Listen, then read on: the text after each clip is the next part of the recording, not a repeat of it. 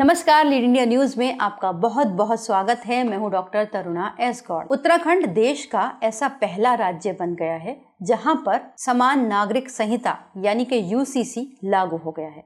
जब देश में यूसीसी यानी समान नागरिक संहिता लागू करने की बात की गई थी तो इसके देश भर में व्यापक विरोधी आंदोलन हुए थे, लेकिन अब उत्तराखंड में जब यूसीसी लागू हो गया है तो उससे ये समझने में मदद मिलेगी क्या यूसीसी पूरे देश के लिए सही है या गलत। अब उत्तराखंड एक एग्जाम्पल बन सकता है, इसके लिए प्रयोगशाला बन सकता है। इसके अलावा सबके मन में कुछ प्रश्न भी हैं, जैसे यूसीसी लागू होने से संपत्ति, शादी, तलाक, उत्तराधिकार और विरासत के नियम कायदों में क्या बदलाव आएंगे। पहले जान लेते हैं क्या है समान नागरिक संहिता यानी यूनिफॉर्म सिविल कोड। हमारे देश में कई धर्म एक साथ रहते हैं, उनके अलग अलग रीति रिवाज और परंपराएं हैं जिनका निर्वहन करने के लिए भारत का संविधान उन्हें आज़ादी देता है। इसके लिए अलग अलग धर्मों के अलग अलग कानून भी मौजूद हैं जो उनके धर्म के अनुसार उन्हें शादी, तलाक और संपत्ति बंटवारा, उत्तराधिकार आदि के लिए अलग अलग निर्धारित नियम देता है।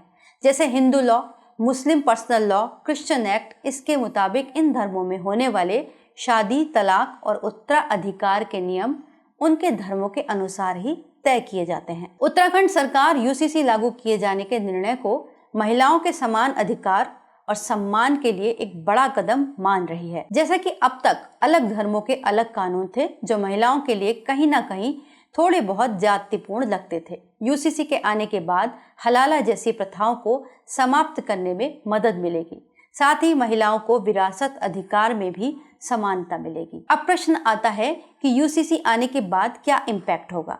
यूसीसी लागू होने के बाद शादी, तलाक, उत्तराधिकार और विरासत नियम सभी धर्मों और समुदायों के लिए अब एक समान हो जाएंगे।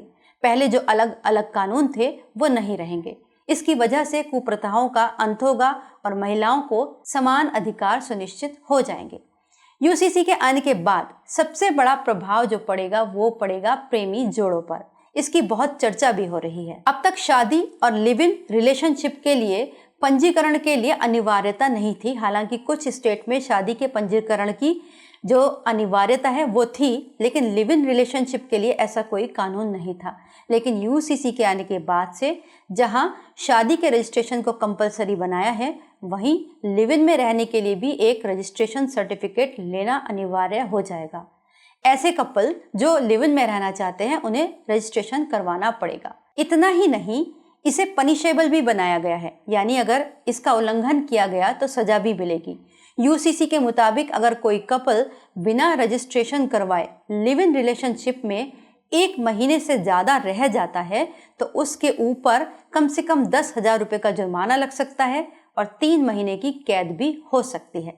ठीक ऐसे ही अगर शादी का पंजीकरण नहीं करवाया तो कम से कम 25,000 रुपये का जुर्माना लगेगा। शादी और लिव इन रिलेशनशिप के ऑनलाइन रजिस्ट्रेशन के लिए उत्तराखंड सरकार ने व्यापक प्रबंध किए हैं और इसके लिए एक यूजर फ्रेंडली पोर्टल बनवाया है और सरकार ज़्यादा से ज़्यादा एनकरेज कर रही है कि लोग जल्दी से जल्दी अपने शादी या फिर लिव इन रिलेशनशिप का पंजीकरण कराएं। इसके अलावा बच्चों के जन्म प्रमाण पत्र को भी यहाँ पर अपलोड करना अनिवार्य बनाया गया है।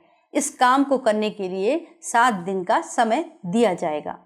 आइए अब देख लेते हैं कि यूसीसी का बहुविवाह पर क्या प्रभाव पड़ेगा और विरासत पर इसका क्या प्रभाव पड़ने वाला है। बहुविवाह यानी कि बाइगेमी, अगर कोई उत्तराखंड का रहने वाला है तो वो अब एक से अधिक शादी नहीं कर सकता, भले ही वो किसी भी धर्म का हो या फिर वो मुस्लिम ही क्यों ना हो। अब बात करते हैं उत्तराधिकार की। अब से उत्तराखंड में लड़कियों और लड़कों के उत्तराधिकारों में समानता होगी, उन्हें एक सा अधिकार मिलेगा।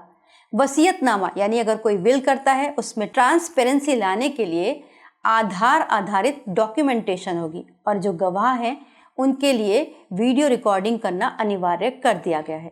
तो कुल मिलाकर महिला सशक्तिकरण की दिशा में ये एक बड़ा कदम होगा। इसे सुविधाजनक बनाने के लिए सरकार ने अपना एक पोर्टल भी लॉन्च कर दिया है और सरकार कोशिश कर रही है कि राज्य में जल्द से जल्द इस काम को सुचारू किया जा सके। वीडियो को लाइक करें, हमारे चैनल को सब्सक्राइब करें। हमारे वीडियो सबसे पहले देखने के लिए बेल आइकन प्रेस करना ना भूलें।